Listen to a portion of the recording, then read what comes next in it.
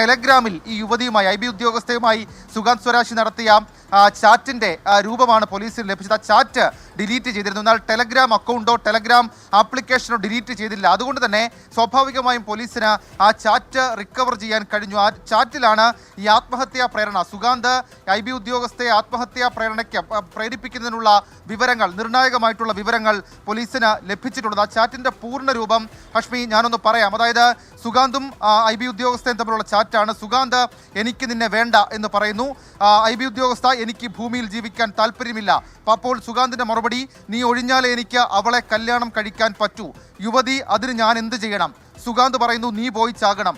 സുഗാന്ത് വീണ്ടും പറയുന്നു, നീ എന്ന് ചാകും എന്നുള്ള ഒരു സന്ദേശം അയക്കുന്നു. നിരന്തരം നീ എന്ന് ചാകുമെന്ന് ചോദിച്ചപ്പോൾ യുവതിയുടെ മറുപടി ഓഗസ്റ്റ് 9 മരിക്കും എന്നുള്ളതാണ്. എന്നാൽ നമുക്കറിയാം IB ഉദ്യോഗസ്ഥ അതിനു മുൻപ് തന്നെ അവർ ഈ ആത്മഹത്യ ചെയ്യുന്ന സാഹചര്യത്തിലേക്ക് കാര്യങ്ങൾ പോയിരുന്നു. ഈ സംഭാഷണം നടന്നത് ഫെബ്രുവരി 9 മാത്രവുമല്ല, നിരന്തരം ഇയാൾ പറയുന്നുണ്ട്, നീ എന്ന് ചാകും, നീ എന്ന് ചാകും എന്ന് ചോദിക്കുന്നുണ്ട്. അത് തന്നെ ഈ ക്രൈം, അതല്ലെങ്കിൽ ഇത് എത്രത്തോളം ക്രൂരമായിരുന്നു ഈ സംഭവം എന്നുള്ള കാര്യം വ്യക്തമാക്കുന്നതാണ്. ഏതായാലും ഇത് കോടതിയിൽ കൈമാറുന്നതോട് പോലീസിനെ സംബന്ധിച്ച ഈ സുഗാന്ത് സുരേഷിന്റെ അറസ്റ്റിലേക്ക്, അതല്ലെങ്കിൽ വിശദമായി ഇയാളുടെ പങ്ക് ഈ വിഷയത്തിൽ ഉണ്ട്, അത് പ്രൂവ് ചെയ്യാൻ പോലീസിന് കഴിയുമെന്നുള്ളതാണ് പോലീസ് ഉദ്യോഗസ്ഥർ നമ്മളോട് പങ്കുവയ്ക്കുന്ന